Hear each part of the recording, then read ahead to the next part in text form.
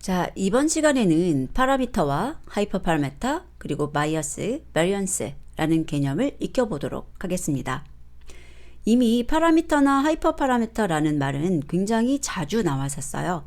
그것을 정리해보는 시간이라고 생각하시면 될 것 같습니다. 그리고 관련 문제도 많이 나오고 있습니다. 그래서 잘 기억해 주셔야 돼요. 자, 파라미터라고 하는 것은 매개 변수라고도 하고요.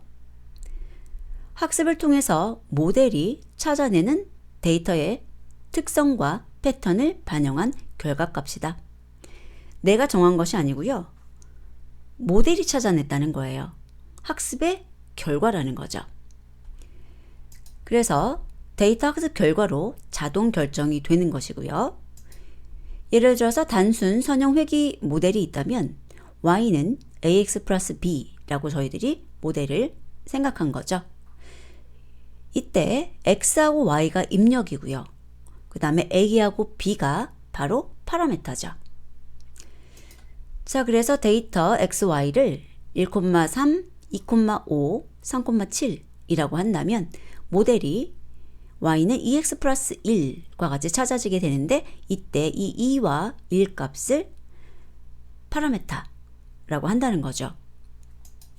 자, 그래서 회귀 모델에서의 회귀 개수라던가 아니면 결정 개수, 그리고 인공신경망의 가중치 이런 것들이 대표적이고요. 하이퍼 파라미터, 초매개 변수라고 하는 것은 학습 전에 사용자, 이제 그런 모델을 만드는 사람이죠.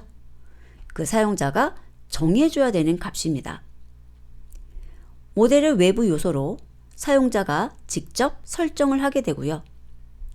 모델 성능을 개선하기 위해서 사용하고 파라미터 값에 영향을 줌. 여기서 파라미터 값에 영향을 준다는 것은 결과에 영향을 준다는 거죠. 그리고 이러한 하이퍼 파라미터에 대해서 우리들이 1이다, 2다, 0.1이다 이런 식으로 정해줄 수도 있겠지만 그렇게 임의로 정하는 것보다는 그리드 서치나 랜덤 서치 등의 튜닝 방법을 사용하는 것이 편하고 더 좋은 하이퍼 파라미터 값을 찾을 수 있는 방법인데요. 그리드 서치 같은 경우는 내가 만약에 알파 값이라던가 맥스 뎁스라던가 이런 것들이 다 하이퍼 파라미터인데 그런 것에 대해서 사용해 볼 목록을 쫙 정하는 거예요. 그리고 이 그리드 서치를 하는 도구에 건네주게 되면 그런 것에 대해서 순서상을 모두 만들어서 다 테스트를 하고 그 중에서 가장 좋은 것을 찾을 수 있도록 도와주는 방법이고요. 이 랜덤 서치라고 하는 것은 내가 목록을 만들 때 랜덤하게 만들 수 있도록 도와주는 거예요. 그래서 랜덤에 대한 범위라던가 그것에 인트를 주는지 아니면 플로트 타입을 주는지 이런 것들을 이제 주어서 랜덤하게 대상을 선택해 가지고 학습하고 그 중에서 가장 좋은 것을 찾을 수 있도록 도와주는 겁니다. 그래서 그리드 서치든 랜덤 서치든 한 가지 이 하이퍼 파라미터에 대해서 답을 찾는 것이 아니라 여러 가지 방법을 만들고 그것들을 다 수행한 다음에 그 중에 가장 좋은 것을 찾을 수 있도록 도와주죠. 그래서 시간 자체는 오래 걸리는 편이에요. 자, 하이퍼 파라미터라는 것의 예를 보면 KNN 모델 같은 경우에 K, 리치나 라쏘 같은 경우에 알파, 그 다음에 인공신경망에서는 학습률이나 배치의 크기, 히든 유닛이나 히든 레이어의 개수 같은 것들이 대표적이죠. 하지만 이것을 여러분들이 암기하려고 하시면 좋지 않을 것 같아요. 이해하셔야죠. 하이퍼 파라미터는 사용자가 그리고 파라미터는 모델이 찾아내는 값입니다. 그래서 전체적인 내용을 이해하신 상태에서 이거는 내가 정해줘야 돼. 이거는 학습에 의해서 결정되는 거야. 이런 것들로 구분할 수 있으시면 더 좋을 것 같습니다. 자, 다음은 이제 저희들이 에러에 대해서 이야기를 할 텐데요. 여기에서 편향과 분산이라는 것이 나오게 됩니다. 저희들이 검증 에러의 기대값을 구하는 방법이 바이어스 제곱 더하기 베리언스 더하기 노이즈예요. 자, 그래서 여기 있는 바이어스하고 베리언스라는 것에 대해서 좀 이야기를 할 텐데요. 자, 그림 하나 띄워놓고 이야기를 시작해 볼게요. 사실 저는 이 그림을 이해하는데 시간이 많이 걸렸어요. 강의도 듣고 이제 책도 보고 했었을 때 이게 뭐야? 라고 그냥 생각하고 지나친 적이 많이 있거든요. 근데 이제 빅데이터 분석기사 시험 대비하고 또 이렇게 강의 준비하면서 유심히 본 것 같아요. 자, 그러면 편향부터 보도록 할까요? 편향이라는 것은 예측값과 실제값이 얼마나 멀리 떨어져 있는지로 측정하는 것이다. 생각해 보세요. 예측값과 실제값의 차이가 뭐예요? 에러죠. 자, 그래서 편향이 높다, 크다 라고 표현하는 것은 정답과 예측값이 멀리 떨어져 있는 것을 의미합니다. 그리고 편향이 낮다는 것은 예측값과 실제값이 가까우니까 이 실제값이 정답이잖아요. 그래서 예측과 정답이 가까운 것을 의미하는 거죠. 그래서 편향이라는 것은 얼마나 정확한가에 관한 것이에요. 그래서 여기 그림 한번 보세요. low bias 라고 하는 것을 보면 이 빨간색이 정답이거든요. 그 정답에 이렇게 가까이 있는 거 볼 수 있어요. 여기서도 분산 때문에 퍼지기는 했지만 정답에 가까이 있는 것을 볼 수 있습니다. 반대로 하이 바이어스라고 하는 것은 정답과 멀리 떨어져 있죠. 여기서도 정답과 멀리 떨어져 있죠. 자, 그러면 분산까지 이야기를 해볼까요? 분산이라고 하는 것은 예측값들끼리의 차이로 측정을 하는 겁니다. 그래서 다른 학습 데이터를 사용한 학습에서 모델이 얼마나 변할지에 대한 값이에요. 모델이 얼마나 특정 학습 데이터에 특화되는지에 대한 것으로 분산이 높다는 것은 특정 데이터셋에 특화되어 있다는 것을 의미하고 데이터셋이 변경되면 예측값도 크게 변할 수 있음을 의미합니다. 그래서 분산이 크다라고 한다면 다른 데이터셋을 사용했을 때 올바른 답이 안 나올 수도 있구나 라고 생각하시면 됩니다. 그래서 여기 보면은 베리언스가 낮다는 것은 이런 식으로 예측값들끼리 모여있는 걸 볼 수 있어요. 이런 식으로요.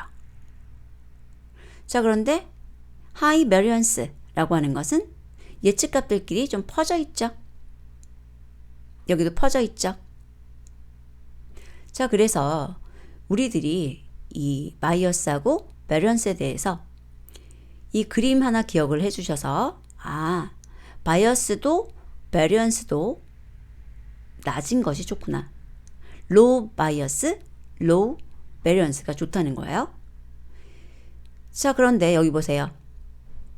high bias, high variance라는 것은 보면 지금 정확도도 떨어지고 그 다음에 그 예측값들끼리 넓게 분포하고 있어서 다른 데이터셋이 들어왔을 때 예측 능력이 떨어지겠죠. 자, 그리고 노이즈라고 하는 것을 보게 되면 데이터에 존재하는 백색 잡음으로 저희들이 해결할 수 없는 오류입니다. 자, 그러면 이 바이어스하고 베리언스에 대한 트레이드 오프 이야기를 해볼게요. 바이어스, 베리언스, 트레이드 오프라는 것은 지도학습에서 에러 처리 시에 중요하게 생각해야 되는 요소입니다. 이 바이어스하고 베리언스는 학습 알고리즘을 갖는 두 가지 종류의 에러였죠. 바로 전 페이지에서 봤어요. 그런데 얘네들이 트레이드 오프 관계라는 거예요. 트레이드 오프 관계가 뭐죠? 짜잔! 바로 이런 그림으로 나타나는 것을 저희가 트레이드 오프 관계라고 하는데 지금 빨간 선부터 보면 바이어스 제곱이 낮아지고 있죠? 자, 그런데 베리언스하고 같이 보세요. 베리언스는 커지고 있는 걸 볼 수 있어요. 자, 그렇게 하나가 클 때 하나가 작고 또 다른 하나가 커질 때 다른 하나는 작아지는 이런 관계를 트레이드 오프 관계라고 합니다. 저희가 이 머신러닝, 딥러닝 이야기를 하면서 이런 트레이드 오프 관계가 굉장히 많죠. 생각나시는지 모르겠어요. 자, 한번 스스로 정리해 보세요. 트레이드 오프 관계였던 것이 또 뭐가 있었는가? 자, 그리고 이렇게 베리언스하고 바이어스의 제곱에 대한 그래프를 봤을 때 토탈 에러를 보게 되면 이렇게 쭉 줄어들다가 어느 순간 쭉 커지죠. 자, 모델의 복잡도를 같이 보게 되면 모델의 복잡도가 증가할수록 이 베리언스하고 바이어스에 대해서 그리고 토탈 에러에 대해서 생각을 해줘야 되는데요. 모델의 복잡도가 이제 높아진다. 이것은 어떤 것을 이야기하는가 정리하셔야 됩니다. 자, 심플하다. 그 다음에 복잡하다죠. 그래서 지금 같은 경우는 이 회기선을 찾는 거라고 생각했을 때 데이터들이 쫙 있는데 그 데이터들을 설명하기 위한 선이 이렇게 직선으로 나온 거고요. 복잡하다라고 한다면 그 점들을 모두 다 이렇게 연결할 수 있는 선을 찾은 거예요. 자, 그러면 생각해 보세요. 외우지 마세요. 생각해서 말씀하셔야 돼요. 바이어스하고 베리언스를 한번 말씀해 주시는 거예요. 자, 심플한 경우 바이어스가 어떨까요? 높을까요? 낮을까요? 바이어스는 예측값과 실제값의 차이라 그랬잖아요. 자, 여기에서는 하이 바이어스, 그 다음에 이쪽이 로우 바이어스겠죠. 그 다음에 베리언스 얘기해 볼까요? 자, 베리언스 같은 경우에는 이 예측값들끼리 얼마나 멀리 떨어져 있고 가깝게 붙어 있는가 이런 것에 관한 거라 그랬잖아요. 자, 그런데 여기 보시면 예측값들이 쭉 이렇게 선을 이루고 있잖아요. 그러니까 얘는 로우 베리언스, 서로 마구 떨어져 있거나 이렇지 않다는 거예요. 그런데 여기 보세요. 지금 여기 보라색 선으로 나타내는 것이 예측이잖아요. 그런데 그 예측이 막 들쑥날쑥 이렇게 선을 그리고 있죠. 그러니까 하이 베리언스. 자, 그래서 지금 정리를 해보면 바이어스는 지나치게 단순한 모델로 인한 에러입니다. 그래서 여기 보시면은 복잡도가 단순할 때 바이어스가 높은 거 볼 수 있죠? 그래서 바이어스가 크면 과소적합을 야기합니다. 베리언스는 지나치게 복잡한 모델로 인한 에러. 그래서 이 복잡도가 높아질 때 베리언스가 높은 걸 볼 수 있어요. 그래서 베리언스가 크다는 것은 과대적합을 야기하게 됩니다. 그리고 학습 모형이 유연하다라는 것은 복잡도가 증가한다는 거예요. 그래서 바이어스는 낮고 베리언스가 높은 상태가 되죠. 자, 이쪽 그림 결과적으로 뭐라고요? 여기 언더피팅 라인 보이세요? 자, high bias, low variance. 자, 그럼 이쪽 그림은 뭔가요? low bias, high variance죠. 자, 그래서 이 페이지에 있는 내용을 여러분들이 잘 기억해 주시고 그림을 이용해서 이해를 해 주신다면 이렇게 어렵지 않은 내용입니다. 특히 바이어스가 뭐고 베리언스가 뭔가에 대한 정의를 잘 기억하시면 돼요. 바이어스는 뭐라고요? 실제값과 예측값의 차이. 그러니까 얘네들은 하이 바이어스, 로우 바이어스. 그 다음에 베리언스는 예측값들끼리. 그러니까 여기는 로우 베리언스, 여기는 하이 베리언스가 되는 것이죠. 그리고 그때의 현상들이라던가 이런 것들을 같이 기억해 주시면 좋겠습니다.